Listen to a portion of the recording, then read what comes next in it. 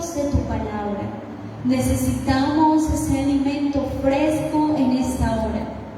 Te necesitamos, mi Rey. Disponemos todo nuestro ser, nuestra mente, nuestro espíritu para escuchar tu palabra, mi Rey. Pedimos en esta hora que todos nuestros sentidos estén puestos al alimento que traes en esta noche. Tú eres bueno, tú eres precioso, Jesús, y por eso te adoramos en todo tiempo, mi Rey. Muchas gracias, Espíritu de Dios. Te bendecimos en el nombre de Jesús. Amén y amén. Vamos a continuar.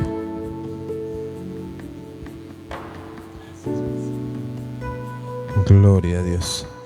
Buenas noches, Dios les bendiga. A los que están en casita también, Dios les bendiga. Bienvenidos a la transmisión. Bueno, hoy la lluvia cumplió otra vez, pero bueno, los que estamos vamos a glorificar el nombre de Cristo y vamos a exaltarlo.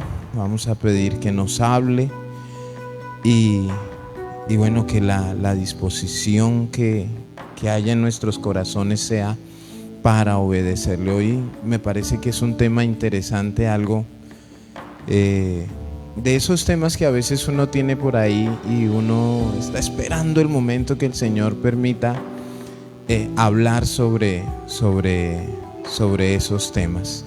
Cierre ahí sus ojos un momento y vamos a pedir al Espíritu Santo de Dios que nos guíe en esta noche y que no sea solamente esta noche, sino que nos permita poner en práctica lo que Él nos va a enseñar en este día. Padre eterno, delante de ti estamos y queremos permanecer siempre allí, Señor, sin importar nada, sin importar el trabajo, sin importar de pronto la escasez, la abundancia, sin importar de pronto, Señor, de la gloria, tantas cosas que pueden suceder, las cuales pueden hacer, Señor, que muchos deserten, que muchos caigan en apostasía, que muchos se vayan, Señor.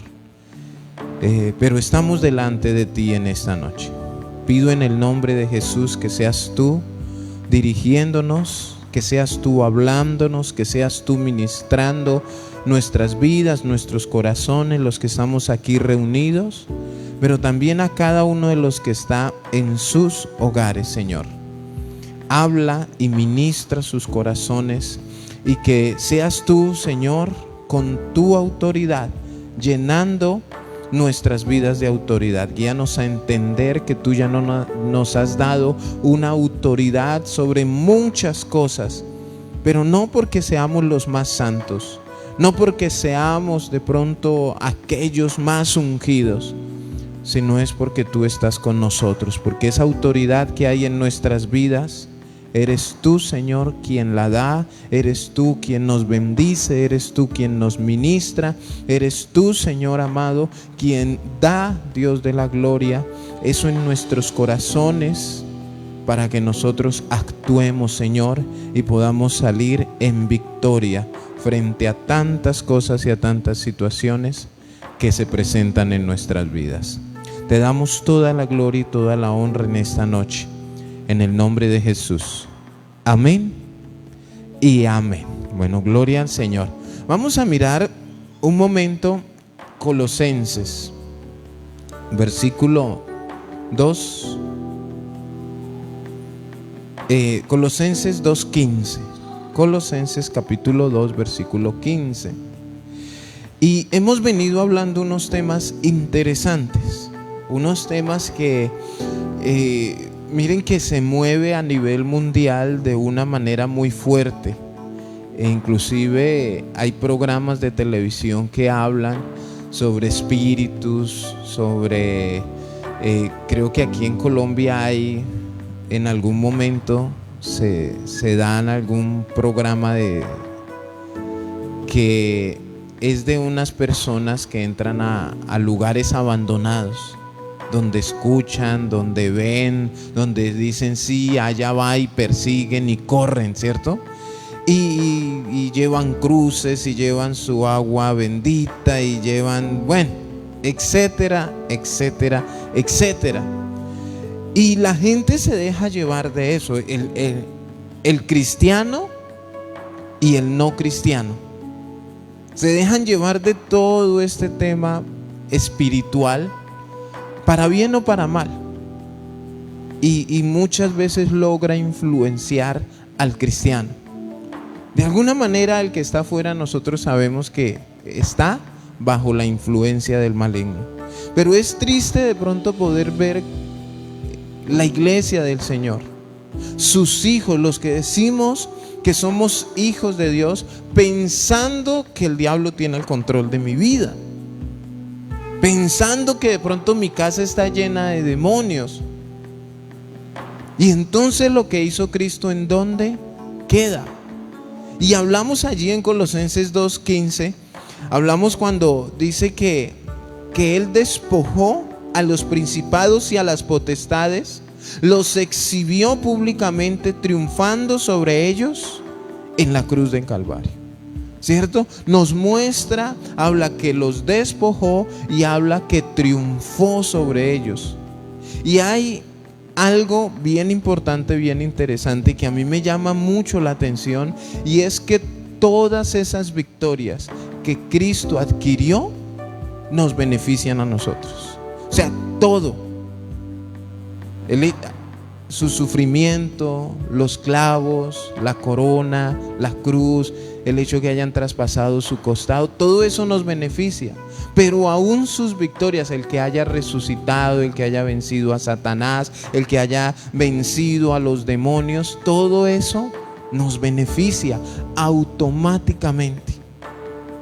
No necesitamos ponernos a hacer ni rituales, ni prácticas inútiles, ni una serie de cosas como por querer agradar a Dios para que ese poder pueda actuar en nosotros. Sencillamente es creer. Entonces Él despojó, ¿sí? Les quitó las armas, les quitó el uniforme, y perdieron todo lo que ellos podían tener o hacer contra nosotros. Aún recordemos que allí en la cruz, como nuevo pacto, también la ley quedó abolida para nosotros. Los exhibió públicamente, que quiere decir esto, que los expuso a la vergüenza pública.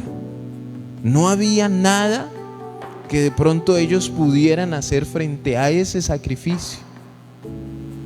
Pero también hay una palabra, y es triunfar. ¿A cuántos les gusta triunfar? ¿Y cuántos entendemos un poquito el hecho de ese triunfo de Cristo en la cruz del Calvario? El triunfo en la cruz del Calvario es un triunfo inentendible para muchos, porque ¿quién triunfa muriendo? Difícilmente, ¿cierto? Si hay una pelea o algo, siempre el muerto es el que sale perdiendo. Pero en este caso, Cristo salió victorioso, triunfó, ¿sí? Y cuando habla de este triunfo, habla de un término griego que nos lleva a entender como una procesión, y es una procesión con olor a muerte, que era lo que en tiempos bíblicos, años atrás, recuerdan que hemos hablado lo que es el Paracleto, el Consolador, el Espíritu Santo, que es el que consuela, ¿cierto? Cuando una persona era llevada delante del pueblo porque había cometido algo y lo iban a llevar a la horca, a quemarlo, siendo culpable, el Paracleto, el Consolador, era el que iba ahí al lado diciéndole: tranquilo, yo estoy contigo, yo te apoyo. Pero era por toda la calle principal llevada la persona, ¿cierto? Y la ley eso era lo que hacía, ¿no? Llevar las personas, hacer que el mundo entero se diera cuenta de que aquí va un culpable y que va a morir por sus pecados. Pero siempre estaba el Espíritu Santo diciendo: bueno, tranquilo, no se preocupe, aquí estoy yo. Pero este triunfar recordemos que también si lo mataban, fuera bueno o fuera malo, cristiano o no cristiano, también era paseado. Para demostrar como las leyes, demostrarle a los ciudadanos, mire, aquí vaya no nos va a volver a molestar jamás. Encontramos el que violaba, el que robaba, el que mataba, bueno, aquí lo llevamos, miren, ustedes ya pueden estar tranquilos. Ese es el triunfar del que nos habla la Biblia, que tuvo Jesús contra los principados y las potestades. Mire, yo vencí. Pero ¿de qué manera? Y eso es lo que yo quiero que de pronto entendamos, y un poquito vamos a verlo al final. Porque mucha gente dice, bueno, ¿y cómo hago yo para creer eso? ¿Cómo hago yo para entender todo esto? El que no lo entiende espiritualmente en su corazón y por medio de la palabra, ¿qué vive haciendo constantemente? Reprendiendo y atando, como si Cristo no hubiera triunfado, como si Cristo no hubiera ya vencido todo eso. Y nosotros creemos por fe. El justo por la fe vivirá. Ay, muéstreme a ver la foto. No tenemos la foto. Tenemos la verdad y la creemos en nuestro corazón. Entonces Él triunfó. Apocalipsis 1:8. Este triunfo, de alguna manera, pues tiene que ver no solamente con el hecho de vencer a Satanás, a los principados y a las potestades, sino que hay un enemigo, amigo, enemigo, ¿cómo lo llamamos? Y aquí podemos decir, bueno, levante la mano el que le tiene miedo a la muerte. Levante la mano el que no le tiene miedo a la muerte. Pero es bastante confrontante. Apocalipsis 1:18 dice, y el que vivo y estuve muerto, mas he aquí que vivo por los siglos de los siglos. Amén. ¿Y qué dice después? Y tengo las llaves de la muerte y del Hades. Este versículo es muy, muy diciente, porque empieza diciendo, y el que vivo, tiempo presente. O sea, está dándonos a entender. Y miren, a veces estas cositas del pasado, presente y futuro en medio de la lectura no lo notamos. Para detenernos allí un momento a meditar, el que vivo, hablando en un tiempo presente. Es un verbo que siempre que usted lo lea, usted se va a dar cuenta que ¿qué está diciendo Jesús? Que está vivo. Pero da a entender lo que pasó en el pasado. Porque usted puede decir, estoy vivo. ¿Pero usted alguna vez ha muerto? No lo ha hecho, no lo hemos hecho. Pero Él deja muy claro que está vivo. Pero nos muestra eso que tuvo que pasar, que ahí es donde en muchos puede generar un cortocircuito aquí. O sea, está vivo, pero ¿qué dice ahí? Y estuve muerto, tiempo pasado. Y ahí es donde cualquiera puede decir, ¿qué pasó? Hay muchos que se ponen a este nivel de Cristo. ¿Se han escuchado por ahí esos testimonios? Es que yo estuve muerto y fui como si hubiera comprado un pasaje y fue al infierno. Hizo y deshizo y paseó y vio, y después fui al cielo. Bíblicamente eso no se puede. Eso fue, digo yo, se lo aprendí a un pastor que se comió unos frijoles trasnochados y se los soñó. Pero bíblicamente dice que nadie puede pasar de un lugar al otro. Ahora, yo le pregunto, si su objetivo es el cielo, si usted está en el cielo, ¿usted se viene? Ay, yo le diría, Señor, allá se los encargo, pero yo de aquí no me quiero ir. Y otra cosa, yo no quisiera ir al infierno ni de visita. ni al menos a mirar a que no quisiera, ni imaginármelo. Pero hay unos osados que también tienen las agallas para decir que, es más, agrandan y extienden. O sea, hicieron más ellos que lo que hizo Cristo. ¿Y quién es el único que vive pero que murió? Cristo. Porque si otro lo puede hacer, no tiene ningún sentido. Y aquí es donde está la autoridad. Ahí es donde está la autoridad. Entonces, y estuve muerto, mas he aquí que vivo, como dando a entender. O sea, yo vivo, pero estuve muerto, pero mire, tenga claro, aquí estoy. Aquí hablando con Juan. Aquí estoy vivo.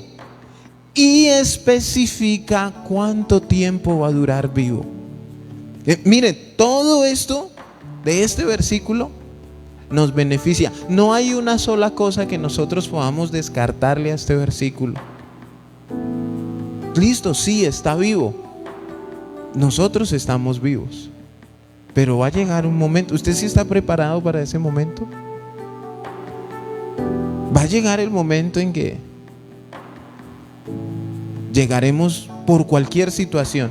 Pero ¿qué dice a él? Miren cómo marca las diferencias. He aquí que vivo por los siglos de los siglos.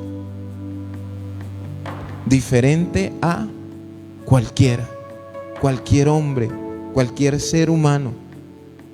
Por eso allí en el libro de Mateo nos advierten muchas cosas sobre aquellos falsos cristos, que si alguien nos dice allí está, no corráis, no vayas, porque es uno, aquel que murió, que resucitó y que vive por los siglos de los siglos. Amén. Y esto no lo dijo Juan, esto lo dijo él mismo. Son palabras de Jesús. Vive por los siglos de los siglos. Entonces,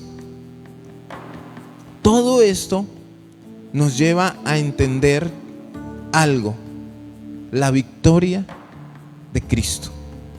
Una victoria sobre la muerte, una victoria sobre Satanás, una victoria sobre principados, potestades, y aún una victoria sobre nosotros mismos, sobre el pecado que puede morar en nosotros.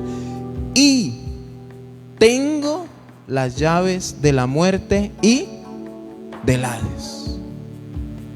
Y aquí nos nace, ¿cuáles son esas llaves? ¿Cuáles son esas llaves de la muerte y del Hades? Este Jesús que murió, que resucitó y que vive por los siglos de los siglos, tiene las llaves de la muerte y del Hades. Las tiene. No las tenía ni las va a tener. Las tiene. Tiene las llaves de la muerte. Esta muerte que él tuvo habla de su resurrección. Y si nosotros miramos 1 Corintios 15, 55, 1 Corintios capítulo 15, versículo 55, vamos a encontrar algo. Dice: y tengo las llaves ¿de qué? De la muerte y del Hades. Cosas o poderes que él venció. Cuando habla de tener esas llaves, se nos viene a la mente de pronto una cerradura, un candado, alguna habitación. Y aquí habla de la muerte como una persona, porque es algo que está vencido. 1 Corintios 15, 55 dice: ¿dónde está, oh muerte, tu aguijón? ¿Dónde, oh sepulcro, tu victoria? Y esto está en signos de interrogación. Como que nosotros podemos preguntarle a la muerte, o sea, ¿cuál es el efecto que ahora nosotros, siendo hijos de Dios, usted puede causar en nosotros? ¿Qué nos puede hacer a nosotros la muerte? La muerte pensó estar venciendo a Jesús. Hoy en día la muerte piensa vencernos a nosotros cada vez que un cristiano muere. Ahora, esto lo tiene usted que entender en su corazón, porque si hay algo a lo que el ser humano le tiene miedo es a la muerte. O sea, mire, los demonios, Satanás y la muerte. Pastor, háblenos de prosperidad. Pero este tema de la muerte es algo que verdaderamente, y hagámonos la pregunta, ahí como está, ¿dónde está, oh muerte, tu aguijón? Y cuando habla de aguijón, habla literalmente del aguijón del escorpión, que al contacto con esa punta de ese aguijón, ¿qué produce? La muerte. Como preguntándole al escorpión como que Jesús le quitó su aguijón. Entonces habla con el escorpión y le dice, ¿dónde está su aguijón? O sea, usted sin aguijón no produce nada. ¿Qué puede hacerle un escorpión sin aguijón? Nada, entra a ser un animal más. Es como, no sé, un perro sin dientes. Imagínese que lo muerda con la encía. Yo creo que usted le vuelve a meter la pierna. Se debe sentir hasta rico. Y eso pregunta, o sea, ¿dónde está? ¿Cuál es su autoridad? ¿Y dónde, oh sepulcro, su victoria? Entonces, esto de la muerte es el fin de las actividades vitales del cuerpo. Cuando nosotros morimos ya no podemos movernos, ni respirar, ni hablar, ni ver. Fin de las actividades vitales del cuerpo físico. Pero ¿qué pasa con mi alma y mi espíritu? Vuelven a Dios. Y eso es lo que a veces como que no, y estamos tan aferrados, tan arraigados a esta vida. Estamos tan apegados que no queremos entender lo que dijo Pablo, que el morir es ganancia. Es una ganancia para el cristiano. Para el cristiano es una ganancia. Y sobre la muerte el Señor, ¿qué tiene? Las llaves, la autoridad. Siempre en muchas empresas o en muchos lugares alguien maneja las llaves y no se la dan al que llega tarde, no se las dan al nuevo. Siempre las maneja alguien con autoridad. Y pueden llegar los demás, pero si el que tiene las llaves no llega. Ahora imagínese, ¿quién tiene las llaves? El que tiene autoridad, pero ese llega temprano. Él llega a tiempo. Las llaves de la muerte y del Hades. Hades es una palabra que tiene muchas connotaciones, muchos significados, y también habla pues de sepulcro. ¿Dónde, oh sepulcro, tu victoria? ¿Qué dice Mateo 16, 18? Mateo capítulo 16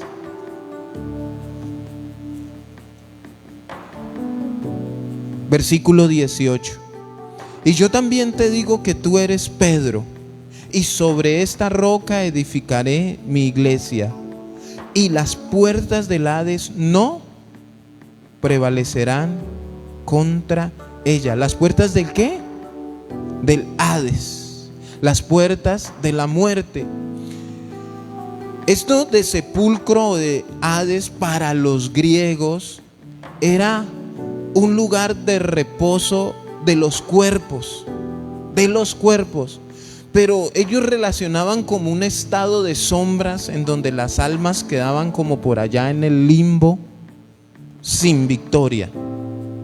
Los griegos en su mitología tenían al dios del submundo, el Hades era como el dios del submundo en su mitología.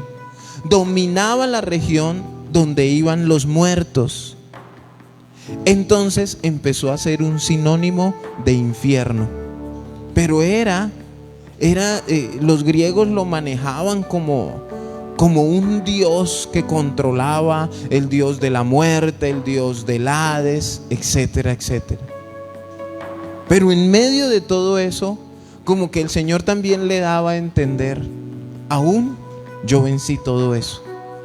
O sea, miren, cualquier cosa, los que hemos visto películas como Furia de Titanes, como, bueno, no sé, películas de mitología, donde los dioses griegos se enfrentan, Hércules, flechas, rayos, como que el Señor les estaba diciendo, o nos da a entender, aún todo eso yo lo vencí, ya está vencido. Y esto es lo que el Señor quiere que tú y yo entendamos. ¿Cómo actuamos nosotros como cristianos frente a las cosas que Cristo ya venció? O sea, que no tienen una autoridad sobre ti, que no tienen una autoridad sobre tu familia. Ahora, siempre yo meto aquí en un paréntesis, porque mucha gente puede en su mente o en su corazón, pastor, entonces ya no oramos por eso. O sea, ya no hay que ponerse uno a pelear y a no sé qué contra la muerte. Hermanos, la muerte está vencida. Si usted se muere, si ahorita nos cae un rayo, un avión, un helicóptero, ¿para dónde se va usted? Esa es la seguridad que tenemos. ¿Por qué? Porque usted y yo entendemos que ya Cristo venció. Ahora, si yo le digo a usted o lo aterrorizo como pastor y empiezo yo a infundirle miedo, que usted tiene un espíritu de homicidio o un espíritu de muerte, ¿qué haría usted? Es que no, aquí hay 6 que tienen un espíritu de muerte. Entonces ahí mismo usted empieza a contar, ¿cierto? Y entre esos está usted, pero ¿usted qué haría? ¿Se asusta? ¿Se va para su casa a reprender el dichoso espíritu de muerte? Esta es una manera de manipulación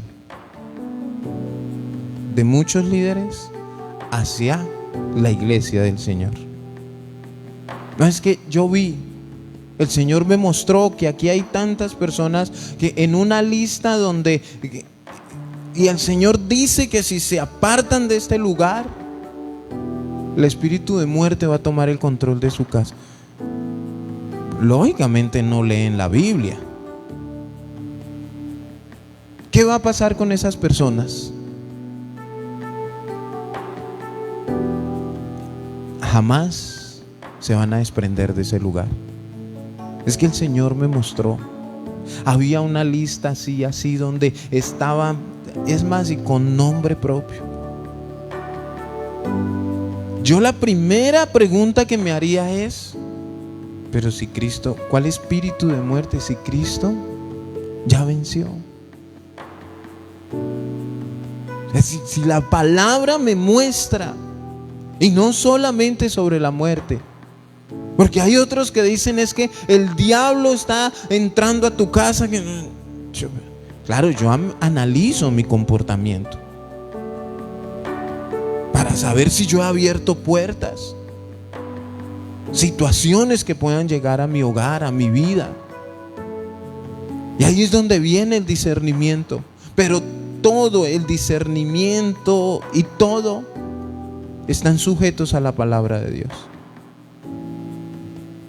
para entender.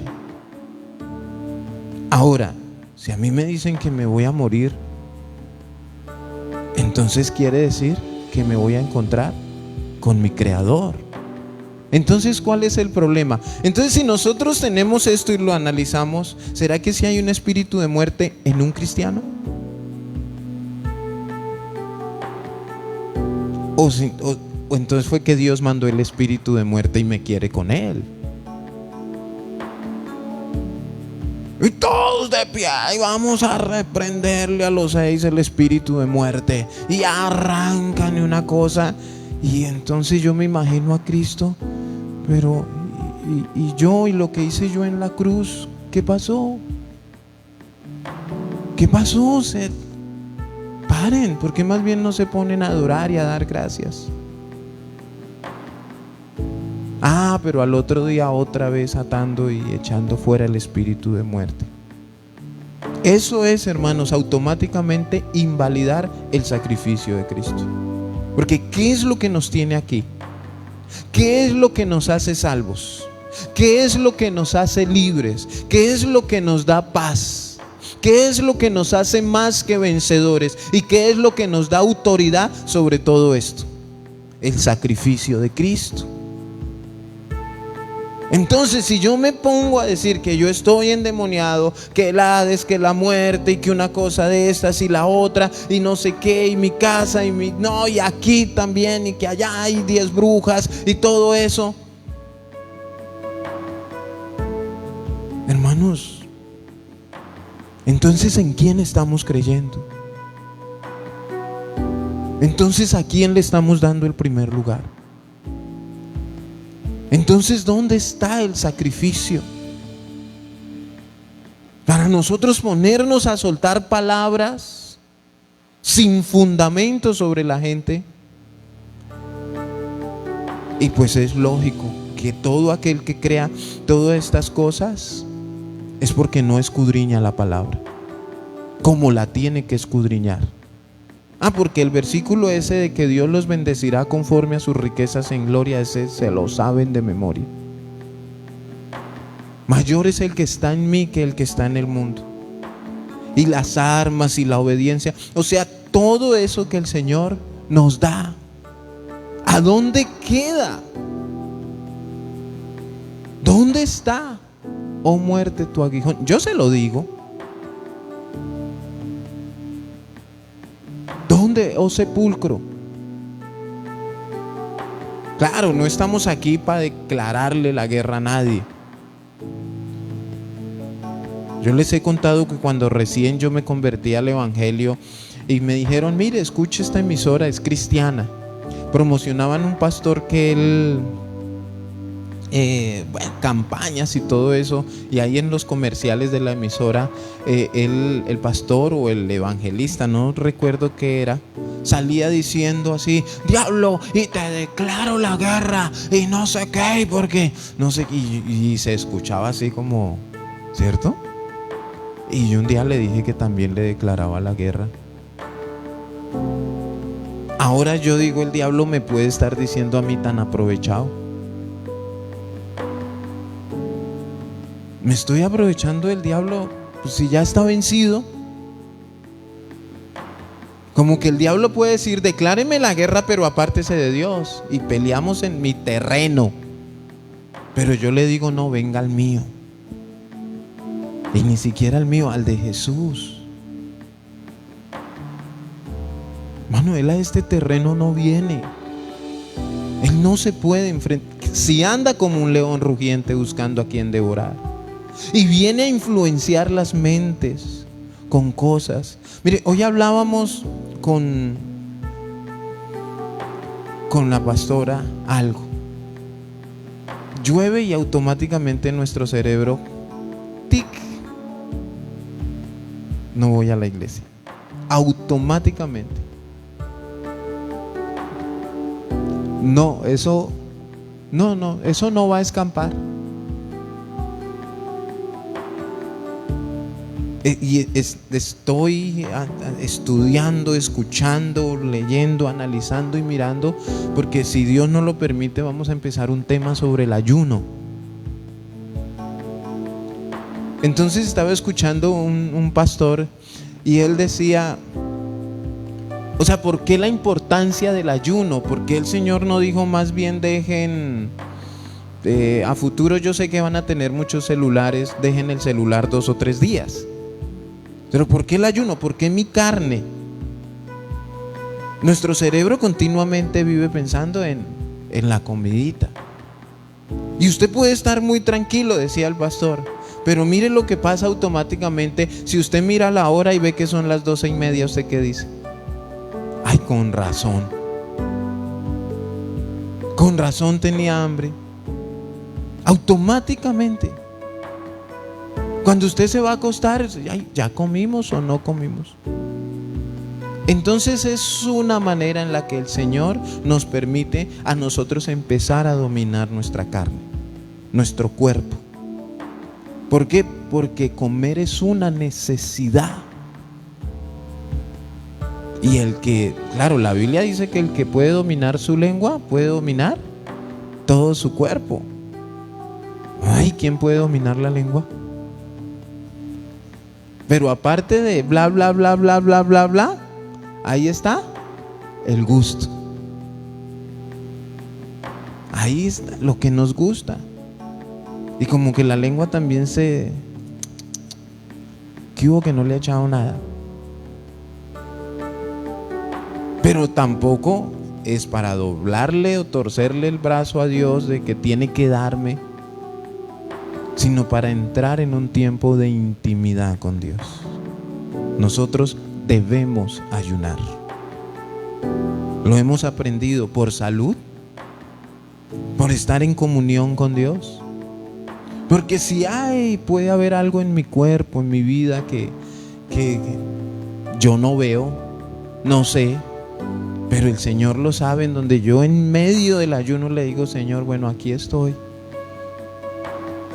Háblame, Señor. Y estoy preocupado, ¿por qué? Por eso. No estoy pensando en que quiero comer. Pero cuando se habla de ayuno, automáticamente nuestros cerebros y nuestro corazón empiezan a contar. No lo hemos empezado y ya, pero un día, es que, y ese día se me va a hacer largo, decimos. Preciso ese día que es donde Pepito me invitó.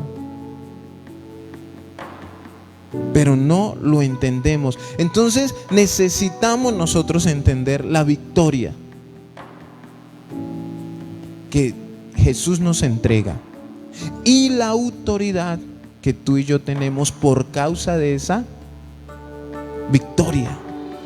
O sea, imagínese que Él dice que somos más que vencedores. Él venció, pero tú y yo somos más que vencedores. ¿Por qué? Porque es que tú y yo disfrutamos de una victoria en donde ni tú y yo hicimos nada. Nada, absolutamente nada. Los generales en el ejército son más que vencedores, porque mientras los otros están en el monte allá dando, pero ¿a quién le dan la condecoración? Al que está en la oficina mandando. Bueno, pues, inteligencia, antigüedad, pero es otro el que pone el pecho. Con nosotros fue igual, hermanos. Otro puso el pecho. Pero ¿a quién le dan? ¿Quiénes son más que vencedores? Sin pelear. Ahora, si no tuvo que pelear en ese preciso momento, ¿qué tiene que pelear usted hoy? Por eso, miren, seguiré insistiendo. La raíz de todo y la mejor arma seguirá siendo la obediencia. Si usted y yo caminamos en obediencia delante del Señor, mire, usted no se preocupe. No se preocupe. No se preocupe, que el Señor te cuidará, te guardará, te dará la provisión, te bendecirá. Si estás enfermo, te sanará. Porque ese es el Dios al cual nosotros le servimos y en el que creemos. No tendría nada de razón de ser de un Dios ahí que haya dejado las cosas a medias. Jesús derrotó todo eso. Él fue y volvió en victoria. Por eso Él lo deja claro ahí en Apocalipsis. ¿El qué? Murió, pero que también vive por los siglos de los siglos. Y tengo, no, que Él fue y reclamó las llaves y se vino. Tengo las llaves de la muerte y del Hades. ¿Cuáles son esas llaves? esa victoria que Él obtuvo. Esa victoria, miren, no puede haber algo más, ni una cosita, ni una astilla que usted pueda colocar al lado de Cristo para compararlos. O sea, como que podemos andar por ahí con unas llaves, o en la oración reclamando: Señor, envíame esas llaves porque yo también quiero ir. Las llaves es esa victoria, el hecho de Él haber vencido, haber muerto y haber resucitado. Cuando sale en las noticias, en una película, que alguien, porque hizo alguna hazaña en algún país, en alguna ciudad, y le entregan las llaves de la ciudad. ¿Por qué? Por lo que hizo. Pero ¿para qué le sirve a él esas llaves? Unas llavesotas así, como si la ciudad tuviera una puerta o un candado. Simplemente eso lo llena de autoridad a esa persona por lo que hizo. Las llaves que el Señor dice que Él tiene, las de la muerte y las del Hades, es el hecho de Él haberlos vencido. ¿Qué más puede ser? No puede ser que Él haya llevado ni su bata, ni las astillitas de la cruz, o el rosario, nada. Porque todo en esencia, ¿quién es? Jesús. Es Jesús todo en esencia. Entonces, si Él ya venció la muerte, el Hades, Satanás, sus demonios, y nos libró de nuestros pecados, ¿qué es lo único que tenemos nosotros que vivir haciendo como hijos de Dios? Obediencia, obediencia, obediencia, obediencia. Y una obediencia, hermanos, con respecto al tema espiritual, porque es que hay una obediencia práctica. Hay una obediencia que tú y yo debemos, o sea, es notoria. Entre nosotros es notoria. ¿Qué tan es la obediencia? Podemos determinar de alguna manera, así sin creernos la gran cosa, que ¿quiénes somos los más obedientes? Nosotros, porque esa obediencia es notoria para nosotros. Pero hay una obediencia del corazón que para nosotros no puede ser notoria. Yo no la veo. Y todo este tema espiritual ya de la obediencia va encaminado a lo que hay en tu corazón, en mi corazón, en mi mente y en tu mente.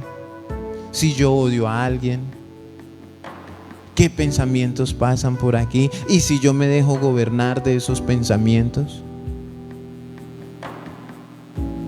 Una obediencia. Por eso la Biblia también ahí en Corintios dice que debemos llevar nuestra obediencia sujeta a Cristo. ¿A quién? A Cristo, no a lo que yo piense, no a lo que a mí me parezca, no a lo que de pronto nuestras conciencias o corazones anhelen, porque el corazón es traicionero. Pero esa obediencia que nadie ve, solamente Jesús, solamente Dios sabe, esa obediencia que no es notoria para nosotros. No, sabemos que oramos, sabemos que nos congregamos, que adoramos. Pero ¿quién es el único que sabe si usted odia o no a alguien? Si usted aborrece o no a alguien. Si usted ya perdonó a todos los que debía perdonar. ¿O qué hay en su corazón? Porque esa obediencia, a veces es más fácil solamente venir acá y cantar y orar. Pero ese hecho de yo voy a pedir perdón, de voy a amar a mi enemigo, ¿qué será más grandioso? si lo ponemos en la balanza? ¿Congregarnos o amar nuestro enemigo? Y juntas son obediencias, pero hay una obediencia física, práctica, notoria, pero hay una que solamente tú sabes en qué nivel está en tu corazón. Y ahí es donde nosotros sabemos qué es lo que controla mi vida, qué es lo que verdaderamente hay en mi corazón para yo poder ejercer esa autoridad. Hay una autoridad, hermanos, que aún nosotros debemos rechazar, aún de parte de muchos líderes espirituales que quieren ejercer autoridad llevando la contraria de la palabra de Dios en lo que hizo Cristo. Entonces nosotros debemos tener mucho cuidado. Ya somos más que vencedores. Ya Cristo murió. Imagínense que no estamos esperando que Cristo resucite, porque esa sería otra falencia, ¿no? Que Él en cualquier momento yo resucito. No, Él ya resucitó. Está esperando que todos procedan al arrepentimiento para venir por nosotros. Y aún ese arrepentimiento se refiere a la iglesia, porque no es que seamos muy perfectos, no es que seamos todavía pero en medio de esa imperfección estamos llenos de autoridad. No, vuelvo y lo digo, la autoridad no es porque ni tú ni yo la merezcamos. No es porque nosotros seamos la gran cosa. Esto no es como una empresa, que si en una empresa necesitan un gerente o algo, su hoja de vida tiene títulos, grados, posgrados, miran en qué universidad, en qué colegio, a dónde viajó, cuántos magister tiene. No, déjemelo acá. A veces muchos piensan en el evangelio que esa es la autoridad. El hecho de mirar, es que yo he hecho, he viajado, he predicado, he dicho yo soy, yo esto y yo lo otro. No, en eso no se trata la autoridad. La autoridad es por el que venció en la cruz. La autoridad es por el que resucitó. Y eso es lo que nosotros nos llevamos. Pero entonces, ¿qué vamos a pensar de aquí en adelante cuando nos hablen de la muerte? Cuando nos hablen del infierno. ¿Qué vamos a reprender? No, igual la Biblia no habla de reprender demonios, habla de echarlos fuera. Lo que sí dice que debemos reprender es las obras de las tinieblas.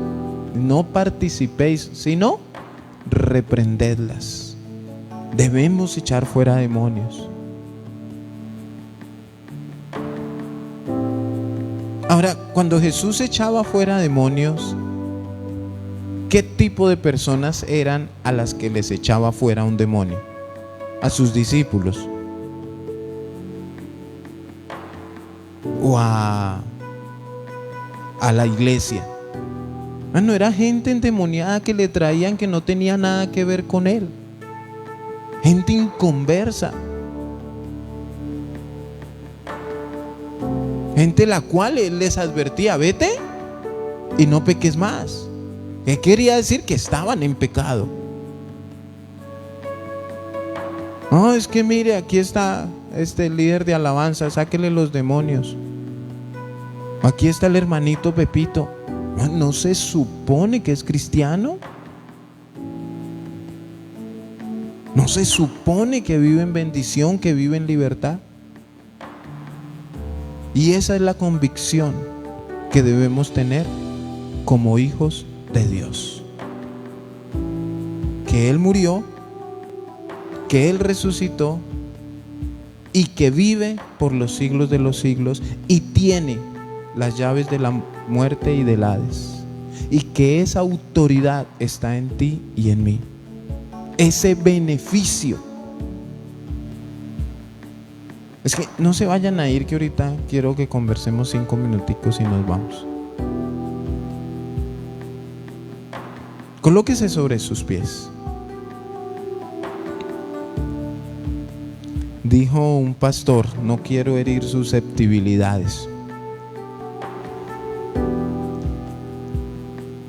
¿Qué les parece si le damos gracias al Señor por esa victoria? Si le damos gracias por su sacrificio. Que miren qué bueno es que no solamente nos daba salvación, sino que nos permite aquí en la tierra poder vivir en bendición, con seguridad, con paz, con tranquilidad. No es justo que antes, cuando éramos pecadores, no nos preocupara nada, y ahora que estamos en Cristo vivamos preocupados por los demonios y la muerte. O sea, como que entonces devuélvase. Hermano, ahora es donde debemos estar tranquilos y confiados.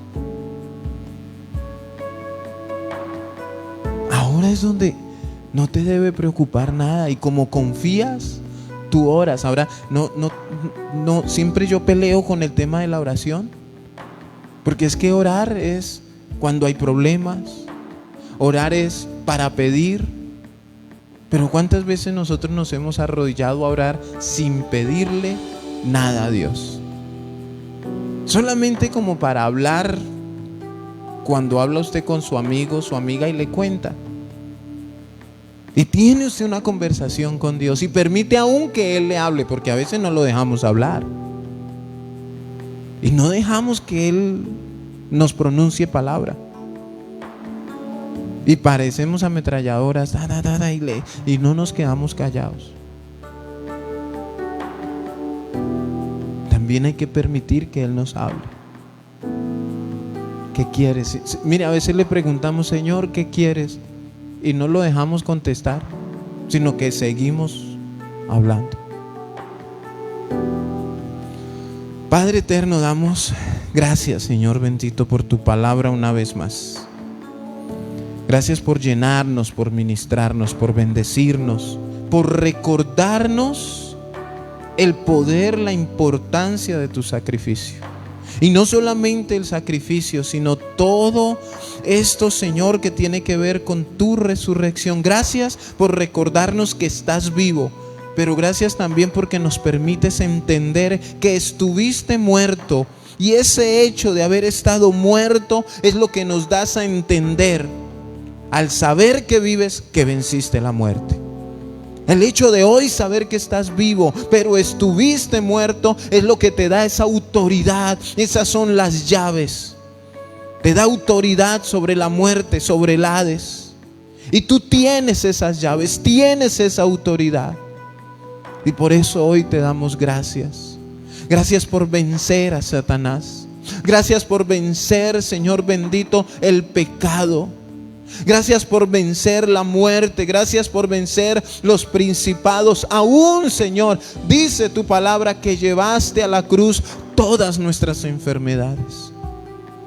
Señor, si hiciéramos una lista de todos los beneficios que tenemos por causa del sacrificio, pero cuando lo valoramos tal cual como es, Señor, no como si hubieras hecho algo a medias, o pensando que tenemos que añadirle algo al sacrificio, o muchos a veces piensan que deben quitarle, o muchos quieren poner cosas u otras personas a tu lado, Señor, dándoles la misma autoridad y el mismo poder que tienes tú. De pronto lo hemos hecho, de pronto lo hemos pensado. Hoy te pedimos perdón, Señor. Perdónanos por falsos pensamientos, por falsas actitudes, por falsas creencias que no son bíblicas, Señor. Porque desde que hablamos, Señor, de la alabanza, de la adoración a ti, y entramos al tema, Señor, a este tema de Satanás y los demonios, porque es necesario aprender y conocer nuestro enemigo. Nos damos cuenta que Satanás y sus demonios son enemigos vencidos, que tú ya los venciste, que tú, Señor, los dejaste sin autoridad, que están bajo la planta de nuestros pies. Desde aquel mismo momento que decidimos acercarnos a ti y nacer de nuevo, dejamos de actuar en nuestras fuerzas para vivir bajo tu gobierno, bajo tu amor, bajo tu autoridad y ante todo, bajo tu cuidado.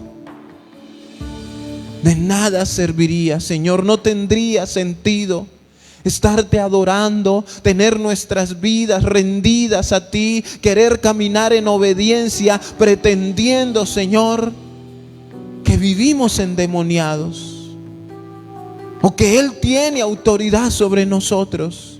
Si nos descuidamos, si fallamos, si erramos el blanco, claro que abrimos puertas. Por eso debemos analizar y mirar nuestra obediencia.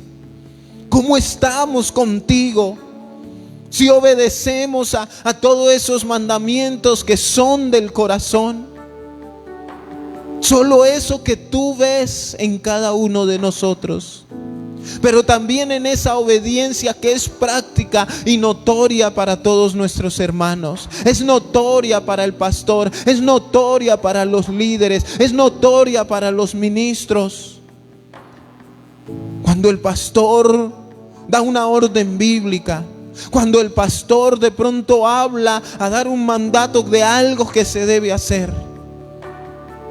Y a veces corremos, a veces jugamos, a veces dudamos o a veces pensamos que lo que está en tu palabra escrito no puede ser de esa manera. Ahora, si alguien piensa que un espíritu de muerte puede tomar un cristiano, que un cristiano puede estar bajo el gobierno de Satanás, que un cristiano puede ser poseído por demonios, pues de alguna manera debemos entender que ese no es cristiano. No es cristiano porque Dios como Padre nunca dejará que nada de eso toque a alguno de sus hijos. A no ser que quiera formar algo en nosotros, porque aún a Satanás lo usa para bendecir a algunos de sus hijos, así como a Pedro. Así, Señor bendito, como a Job.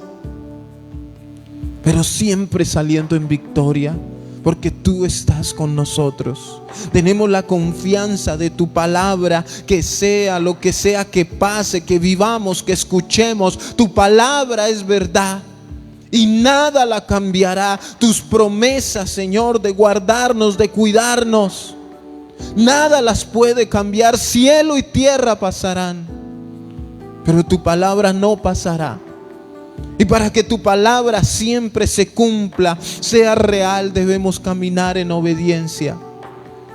Debemos estar sujetos a tu palabra para que se cumpla en nosotros constantemente, Señor. Hoy sabemos que la muerte no tiene autoridad, ni los demonios, ni Satanás, ni la muerte, ni siquiera las enfermedades. Por eso, Señor, tú nos diste una palabra que cuando nos enfermamos debemos mirar qué clase de enfermedad tenemos y por qué nos llegó esta enfermedad. Eso tú lo dijiste desde este lugar, Señor. Pero aún las enfermedades fueron llevadas a la cruz. Venciste todo aquello que tú sabías que después de ese sacrificio podía dañar tu iglesia, podía dañar tu pueblo. Todo lo llevaste a la cruz. Y hoy vivimos en total libertad. Hoy vivimos en completo gozo. Hoy vivimos con paz, porque tú ya nos diste aquella libertad, Señor, que necesitábamos para estar en esta tierra, como iglesia, como hijos, como creación tuya, Señor. Gracias, Padre, te damos. Toda la gloria y toda la honra, Señor, sean para ti en este precioso día, en el nombre poderoso de Jesús. Amén y amén.